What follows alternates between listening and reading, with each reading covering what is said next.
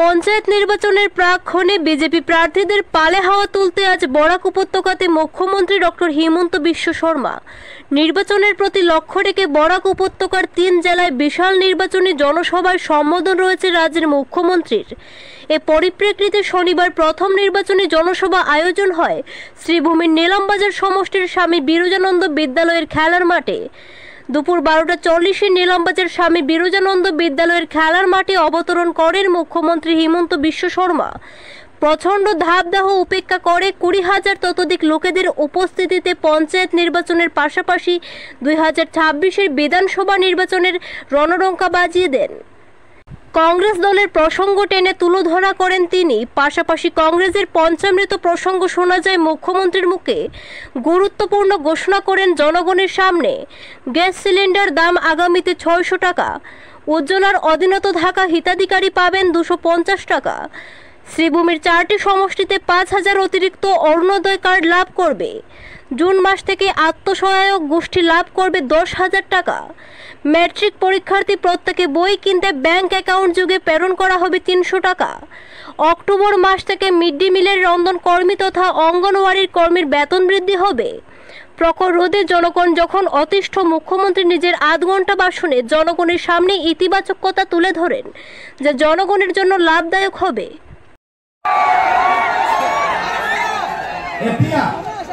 আমি Lok Sabha election জিকিলো, panchayat election আছে। কোন তারিখে আছে ইলেকশন?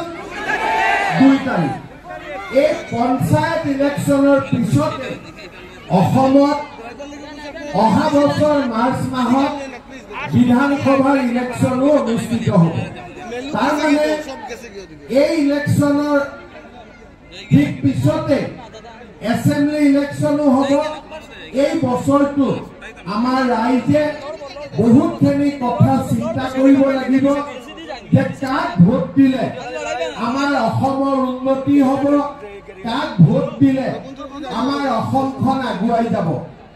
আপোনালোকে জানে যে যোৱা 4 বছৰ মই অসমৰ মুখ্যমন্ত্ৰী আছো। 10 মে'ত 4 বছৰ পুৰা হ'ব। এই 4 বছৰত আপোনালোকে দেখিছে যে আমাৰ অসমত কিমান শান্তি হৈছে, কিমান প্ৰগতি হৈছে, কিমান ডেভেলপমেন্ট হৈছে। আজি আপোনালোকক মই এটা কথা জনাম যে আমাক ভোট দিয়াৰ আগতে আপোনালোকে কংগ্ৰেছৰ দিনৰ কথা মনত পেলাওক। যেতিয়া কংগ্ৰেছৰ চৰকাৰ আছিলে, কংগ্ৰেছৰ আঁচনি কি আছিলে, কংগ্ৰেছে মানুহৰ কাৰণে কি কৰিছিলে, কংগ্ৰেছে মানুহক কি দিছিলে, কাবাৰ মনত আছে কংগ্ৰেছে কি দিছিলে? কার মনে আছে? কারো মনে নাই? কংগ্রেস আমাকে কি দিয়েছিল? কি দিয়েছিল? যার যার মনত আছে সেইটো তো ভাল, যার মনত নাই তাক মই মনত পেলাই দিছো যে কংগ্রেস সরকারে আমাক কি দিছিলে? 1 নম্বৰত লুঙ্গি, হয় না নহয়? 2 নম্বরে ধুতি, 3 নম্বরে সুতা, 4 নম্বরে কম্বল, 5 নম্বরে আঠুয়া। তো আমার হিন্দু মানুহবিলাকে পূজাত পঞ্চমৃত দিয়ে, পূজাৰ সময়ত পঞ্চমৃত দিয়ে। আৰু কংগ্ৰেছৰ পঞ্চমৃত কি আছিলে? লুঙি, ধুতি, খুটা, কম্বল, আঠুৱা, বাস। আজি কংগ্ৰেছ চৰকাৰৰ দিনত অৰুণোদয় আছিলে? আছিলে নেকি? কংগ্ৰেছ চৰকাৰৰ দিনত নিযুত মইনা আছিলে নেকি? কংগ্ৰেছ চৰকাৰৰ দিনত বিনা পইচাত গৰীব মানুহে চাকৰি পাইছিলে নেকি? কংগ্ৰেছৰ দিনত ৰাস্তা ঘাট ভাল হৈছিলে নেকি? কংগ্ৰেছৰ সময়ত কৰিমগঞ্জ জিলা, শ্ৰীভূমি জিলাত মেডিকেল কলেজ আহিছিলে নেকি? কংগ্ৰেছৰ দিনত কি আছিলে? কি আছিলে? আৰু কি আছিলে? আৰু কি আছিলে? আৰু কি আছিলে? আৰু কি আছিলে? লুঙি, ধুতি, খুটা, আঠুৱা, কম্বল। সেইকাৰণে এতিয়া মই কংগ্ৰেছ দলক কওঁ कि तुम्हारा हाथर चिंता बात दे दो और तुम्हार भोटर चिंता तुम्हें लुंगी करे निये नो। ठीक कहছো ना? ইহঁতৰ চিম্বলটো লুঙি হ'ব লাগে, কাৰণ লুঙি ধুতিৰ বাবে ইহঁতি একো বুজি নাপাইছিলে। আজি আপোনালোকে চিন্তা কৰক, বিজেপি দল আহিলে অসমত প্ৰথম কি হ'ল যে অসমত শান্তি হ'ল। আজিতো মই মাজে মাজে চিন্তা কৰোঁ, আমাৰ মহিমা লক্ষ্যটো ঠিক আছে, কিন্তু কিছুমান মুছলিম মানুহে কংগ্ৰেছ দলক ভোট দিয়ে। কিন্তু আমি আটাইতকৈ মনত পেলাব লাগিব, কংগ্ৰেছৰ দিনত কোকৰাঝাৰ, গোৱালপাৰা, বৰপেটা, ওদালগুৰিত আটাইতকৈ বেছি মুছলিম মানুহ মৰিছিল নে নাই মৰা? মৰিছিল নে নাই মৰা? কংগ্ৰেছৰ দিনত আটাইতকৈ সাম্প্ৰদায়িক সংঘৰ্ষ আছিলে। মুছলিম মানুহক গুলিয়াই গুলিয়াই মাৰিছিলে। কংগ্ৰেছ চৰকাৰে কাকো একশ্যন লোৱা নাছিলে। বিজেপি চৰকাৰ 10 বছৰ হ'ল, কোনোবা মুছলমান মানুহক কোনোবাই গুলিয়াই মাৰিছে নেকি আজিলৈকে? বড়ো আৰু মুছলমানৰ কাজিয়া হৈছে নেকি আজিলৈকে? একো হোৱা নাই। কাৰণ অসমত আজি শান্তি, সম্প্ৰীতি আৰু প্ৰগতি। অসমত অসমীয়া আৰু বঙালী মানুহৰো কাজিয়া নোহোৱা হ'ল, অসমীয়া হিন্দীভাষী মানুহৰো কাজিয়া নোহোৱা হ'ল, বঙালী হিন্দীভাষীও কাজিয়া নোহোৱা হ'ল, বড়ো অসমীয়াৰো কাজিয়া নোহোৱা হ'ল। এতিয়া আমাৰ অসমখন শান্তিৰ হ'ল। চাৰিওফালে অসমত এতিয়া শান্তিৰ প্ৰতিচ্ছবি। বৰাক, ব্ৰহ্মপুত্ৰ, পাহাৰ, ভৈয়াম এতিয়া সকলো একলগ হ'ল যোৱা 4 বছৰত আৰু নৰেন্দ্ৰ মোদী ডাঙৰীয়াৰ নেতৃত্বত। আপোনালোকে চিন্তা কৰি চাব, নৰেন্দ্ৰ মোদী ডাঙৰীয়াৰ নেতৃত্বত বৰাকলৈ ব্ৰডগজ ৰেল আহিলে। এতিয়া আমাৰ হাফলঙৰ ৰাস্তা ইলেকশ্যনৰ আগে আগে মোটামুটি east to west corridor complete হৈ যাব। আৰু 2 মাসৰ ভিতৰত বৰাকৰ ৰাইজে আৰু এটা ভাল খবৰ শুনা পাব। গুৱাহাটীৰ পৰা বৰাপানী আৰু বৰাপানীৰ পৰা পঞ্চগ্ৰাম, গোটেই গুৱাহাটীৰ পৰা পঞ্চগ্ৰাম আহি পাওঁতে লাগিব মাত্ৰ 5 ঘণ্টা সময়, 5 hours। এতিয়া ভাৰত চৰকাৰ আৰু আমি লগ লাগি 25,000 কোটি টকাৰ ৰাস্তাৰ স্কিম বনাইছো। বৰাকৰ গুৱাহাটীৰ পৰা বৰাপানী, বৰাপানীৰ পৰা মেঘালয়ৰ মাজেদি টানেল বনিব আৰু আমি হাইলাকান্দি জিলাৰ পঞ্চগ্ৰামত আহি খাৰা হৈ যাম উইদিন 5 hours। নাটক লাগিছে, হয় না নহয়? কিন্তু যখন আমি বলছি এটা করতে হবে, এটা হবে, এটাও আমি আপনাকে বলতে চাই। ঠিক আছে? জিতবে কি না জিতবে? তারপরে সাথী রয় পুরী জিতবে কি না জিতবে? কিসমত সুলতানা, হ্যাঁ, বড় বড় হাততালি। ঠিক আছে? অনিল কুমার ত্রিপাঠী, এটা তো জিতে গেল। আনকন্টেস্ট, তারপরে আসো বিনা খরচায় জিতে গেল। তাহলে साई खिलाते हो गई समाज में। ठीक है? आप फ्री में जीत लिया बोल के कुछ साई पानी नहीं पिलाएगा, नहीं होगा। ठीक है? एकदम। रात में जो आज हुआ है, मैं तो हर दिन सुबह करता हूँ। आप लोग तो ट्विटर में देखते ही रहते हैं। कल भी हम लोग ने किया। आपने एसएससी को लेकर बातें किया, लेकिन इस बार एसएससी रिजल्ट से पूरे स्टेट में एकदम वर्स्ट रिजल्ट किया। देखिए, रिजल्ट को अच्छा करने का तो ये आप लोगों का जिम्मेदारी है।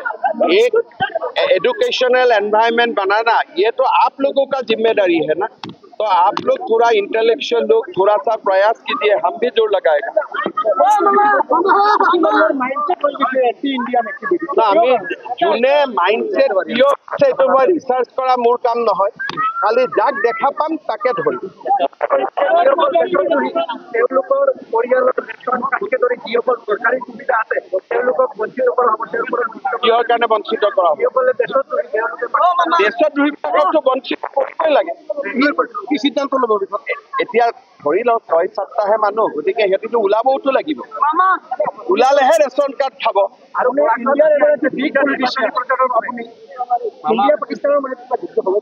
মইতো ক'ব নোৱাৰো, কিন্তু মোদী ডাঙৰীয়াই যিয়ে কৰিব আমাৰ সমৰ্থন। বৰাকতটো মই আজি ডাঙৰ কথা কৈছো ন, যে আমি গুৱাহাটীৰ পৰা পঞ্চগ্ৰাম 5 ঘণ্টাত আহিব পৰা ব্যৱস্থা কৰি আছো। Within 5 hours। अभी तक 8 से 9।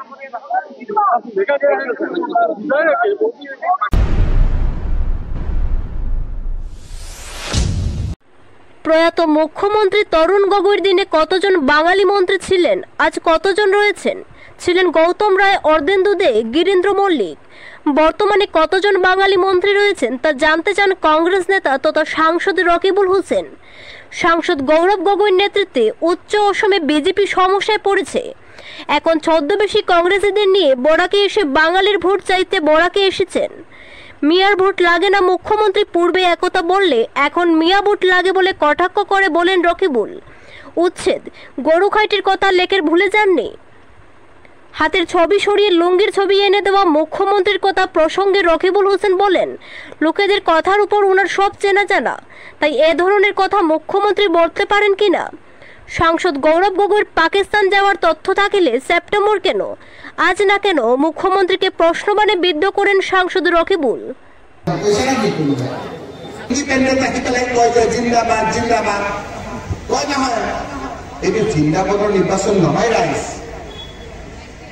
নির্বাচন আহিলে আমার কিছু মানুষে এনে বিশ্বকৰ্মাক আপোনালোকে দায়িত্ব দিব নে আপোনালোকে নিৰ্বাচনত দিব, সেই দায়িত্ব এতিয়া আপোনালোকে সিদ্ধান্ত ল'ব। কথাখিনি বুজি পাইছে? জিন্দাবাদ জিন্দাবাদ, বিজেপি জিন্দাবাদ। মই ৰকিবুল হোসেনে কথা দিছো, ৰাইজ আপোনালোকৰ বিয়া বাৰুত মই নাহিব পাৰো, বিপদৰ সময়ত আপোনালোকক একেবাৰে ওৱালৰ নিচিনা হৈ থাকে। মই মনত পেলাই দিব দিছো, পাহৰি যাওঁ আমি নিৰ্বাচন আহিলে। কেইদিনমানৰ আগত মই দিল্লীত আছিলো, হাহাকাৰ লাগিল। এই লিংগেজ চাৰ্টিফিকেটখন কি আছিলে যে আমাৰ বাপেকৰ ঘৰৰ পৰা গিৰিয়েকৰ ঘৰলৈ যেতিয়া এগৰাকী মহিলা বিয়া হৈ আহে, পঞ্চায়তৰ ছেক্ৰেটাৰীয়ে দিয়ে যে হয় অমুকৰ ছোৱালী অমুকৰ ঘৰলৈ বিয়া হৈছে, পঞ্চায়তৰ ছেক্ৰেটাৰীয়ে এখন লিংগেজ চাৰ্টিফিকেট দিয়ে। আৰ এই লিংকেজ সাৰ্টিফিকেটেৰ যোগেদি তেওঁ নাগৰিকত্ব প্ৰমাণ কৰিবলৈ এটা সুবিধা হয়। গুৱাহাটী হাইকোৰ্টে 48জন মহিলাকে লিংকেজ সাৰ্টিফিকেটখন নাকচ কৰি দিছিল। মই দিল্লীত আছিলো, হাহাকাৰ লাগিল। বহুতে কৈছে 2026 চন, 2026 চন, আৰু এইটো আমাৰ পঞ্চায়তটো আমাৰ ছেমি ফাইনেল, আৰু এই ছেমি ফাইনেলত জিকিলে ফাইনেলত আমি হিমন্ত বিশ্ব শৰ্মাক মুখ্যমন্ত্ৰীৰ পৰা অতৰাম। সকলোৱে ভাবিছো নহয়, দৰকাৰ নাই। এইটো ছেমি ফাইনেল নহয়, এই পঞ্চায়ত নিৰ্বাচনে ফাইনেল। এই ফাইনেলত আপোনালোকে জিকাই দিয়ক, 26ৰ এক্সিবিশ্যন মেচ খেলাই আমি হিমন্ত বিশ্ব শৰ্মাক মুখ্যমন্ত্ৰীৰ পৰা অতৰাই দিম। আপোনালোকে চিন্তা কৰিব পাহৰি গৈছে ৰাইজ উচ্ছেদৰ কথা। শুই থকা মহিলাসকলক ঘৰ ভাঙি দিয়া হাতী লগাই পাহৰি গৈছে, বুলডোজাৰ লগাই পাহৰি গৈছে। নিজৰ ঘৰটো বচাবলৈ নিজৰ ল'ৰা ছোৱালী লৈ কৈছিল যে আমাক 2 দিন সময় দিয়ক, মোৰ ল'ৰা ছোৱালী পৰীক্ষা আছে, মই নিজৰ ঘৰ নিজে ভাঙি লৈ যাম। গুলিয়াই দিছিল নাই, বৰষুণত গুলিয়াই দিয়াটো পাহৰি গৈছে। এতিয়াও আপোনালোকে চালে দেখা পাব। গুলি মাৰি যেতিয়া মানুহটো মৰি গ'ল, তাৰ ওপৰত জপিয়াই জপিয়াই পৈশাচিক আনন্দ কৰাটো পাহৰি গৈছে নাই আপোনালোকে? আমি পাহৰা নাই। এইবাৰ 2 তাৰিখে তাৰ প্ৰত্যুত্তৰত আপোনালোকে গলে গলে গৈ একগোট হৈ জাতি ধৰ্ম বন্ধ বাহিনী নিৰ্বিশেষে সকলোৱে কংগ্ৰেছ পাৰ্টিক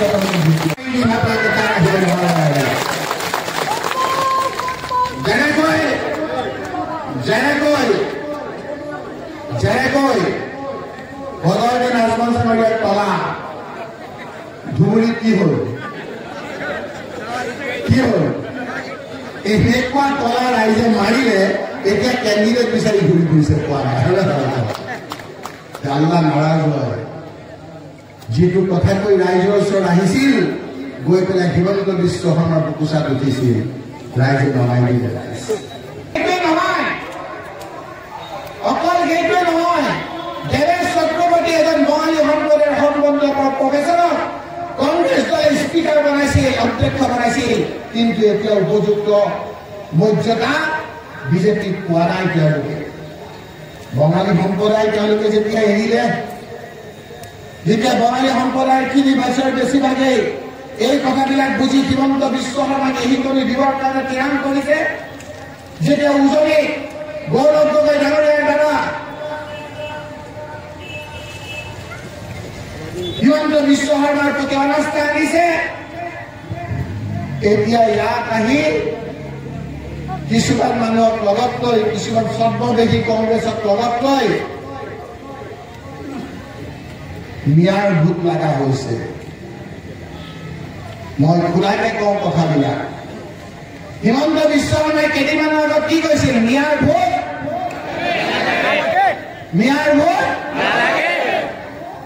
আৰু কি কৈছিল মহিলাসকলক বাচ্চা পইদা কৰাৰ বেছি যেতিয়া দেখিলে উজনিত তেওঁ খহনীয়া বঙালী সম্প্ৰদায়ৰ লোকসকলে তেওঁ ভোট নিদিয়ে কোচ ৰাজবংশী লোকসকলক তেওঁ ভোট নিদিয়ে পাহাৰ জিলাখনত নিদিয়ে এতিয়া মিয়াৰ ভোট লগা হৈছে ৰাইজ এতিয়া মিয়াৰ ওচৰ চাপিছে কথাবিলাক বুজি পাইছে আমাৰো কেইটামানে লাজ বাজ কাটি কৰি জিন্দাবাদ জিন্দাবাদ কৈছে 10 লাখ টকা লাগে এবাৰ আমাৰ দুবাৰ নহয় কবে 50 বাৰ এনআৰচি কেছত কিয় হ'বলগীয়া হৈছে ৰাইজ কপিল সিবাল ইন্দিৰা জয়সিং সলমান খুৰশিদ বিবেক তানখা ডাঙৰ ডাঙৰ উকিলবিলাক কৈ যেতিয়া এই মানুহসকলক লৈ গৈ কেছ কৰিছিলো এদিন আমাৰ মুখত হাঁহি আহিছিল যি পঞ্চায়তৰ ছেক্ৰেটাৰী চাৰ্টিফিকেটখন হাইকোৰ্টে নাকচ কৰিছিল আমি সুপ্ৰিম কোৰ্টত আমি যুক্তিযুক্ত ৰেকৰ্ড দি আমি সেই পঞ্চায়ত ছেক্ৰেটাৰী চাৰ্টিফিকেটখন পুনৰ বাহাল কৰি আনিছিলো সেই সময়ত মই ইয়াৰ দ্বাৰা মানুহখিনি কওক যে কোন পাইছে সেই সময়ত কওক সেইখিনি কথা এই কথাখিনি পাহৰি গলো ভোটৰ সময়ত আমি আজি আৰু এতিয়া for independent for BJP for AGP সেই লোকসকলে জিন্দাবাদ জিন্দাবাদ কৈছে আমাৰ অলপ মানুহ এইফালে গৈছে অলপ মানুহ এইফালে গৈছে অলপ মানুহ এইফালে গৈছে এই ভাগ নহ'ব ৰাইজ সকলো একত্ৰিত হওক আজি উজনি অসমৰ খবৰ লওক যিবিলাক সমষ্টিত MLA বিজেপি সেই সমষ্টিবিলাকত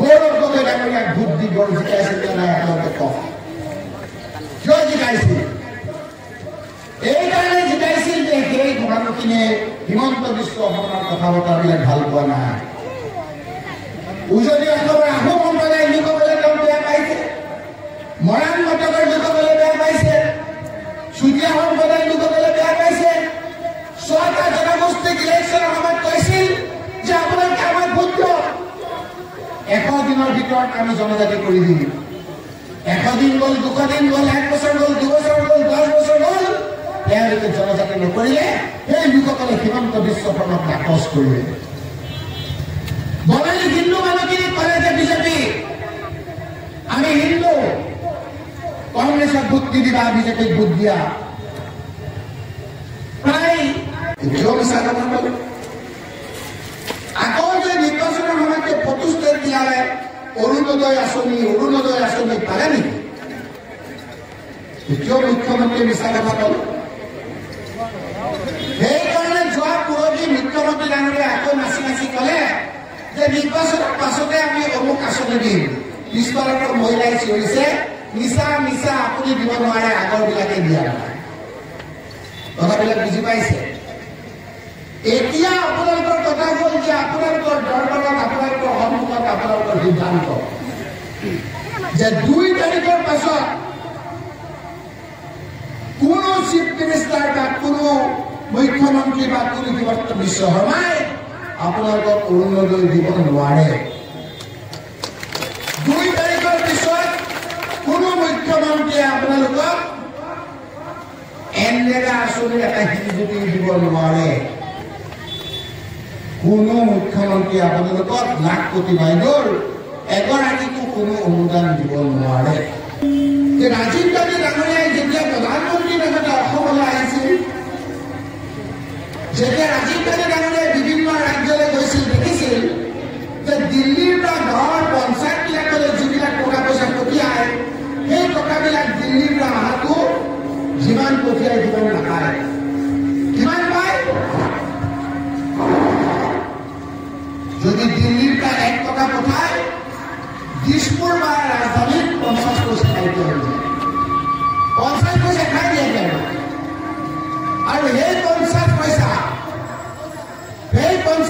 যেতিয়া ডিচি তাত পঠিয়ায়, 25 পইচা তাত খাই দিয়া হৈ যায়। আৰু সেই 1 টকা উন্নয়নৰ কাৰণে পঠোৱা পঞ্চায়তৰ পইচা 25 পইচাহে পঞ্চায়তত পায়। সেইকাৰণে ৰাজীৱ গান্ধী ডাঙৰীয়াই পঞ্চায়তটো এটা সম্বোধন কৰি পঞ্চায়তক এটা লোকেল ছেল্ফ গভৰ্ণমেণ্ট কৰিলে, চৰকাৰ কৰিলে। আৰু দিল্লীৰ পৰা পোনে পোনে আহি পঞ্চায়তত আহি 1 টকা দি 1 টকা পাই যায়। এই